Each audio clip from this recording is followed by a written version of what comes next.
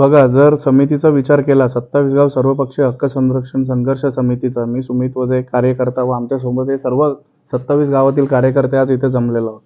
तर आपण सरकारची भूमिका जर विचार केली या 27 गावांपुरती किंवा येथील स्थानिक 5ही सागरी जिल्ह्यातील भूमिपुत्रांकरता, तर हे नेहमी त्यांची भूमिका उदासीनच राहिलेली आहे.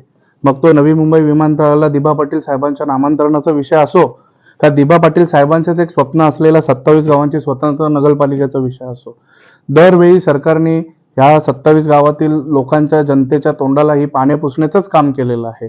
याच्यापूर्वी देखील अध्यक्ष खासदार बाळामामा म्हात्रे यांच्या नेतृत्वामध्ये आम्ही सरकारला खूप विनंत्या केल्या की आमची 27 गावांची स्वतंत्र नगरपालिका करावी, पण वेळोवेळी सरकारने केवळ आमच्या तोंडाला पाने पुसण्याचंच काम केलेलं आहे. परंतु कसं असतं का, राजकारणी असो किंवा सरकार असो, यांना उत्तर जनता ही नेहमी मतदानातनं किंवा याच्यातनंच देते. त्याच्यामुळे आम्ही असा सर्वांना आव्हान करतो संघर्ष समितीच्या वतीने, सर्व पक्षांच्या पदाधिकाऱ्यांना, सर्व पक्षाच्या नेत्यांना व इच्छुक उमेदवारांना, की केवळ या 27 गावांच्या भल्यासाठी आज 27 गावांमध्ये सुविधांच्या नावाने 0% भोपळा हा या कल्याण डोंबिवली महानगरपालिकेतनं मिळत आहे.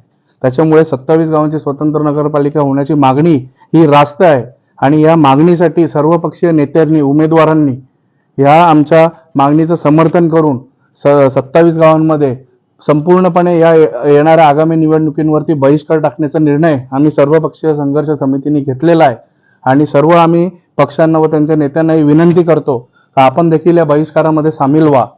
आणि जर का समाजाच्या विरोधात किंवा 27 गावांच्या हिताच्या विरोधात जर कोणी जायचा प्रयत्न केला, तर मग तिथे संघर्ष समितीला कुठेतरी मग राजकारणात किंवा निवडणुकीत पण सक्रिय भूमिका ही घ्यावी लागणार, असं मी जाहीर करतो.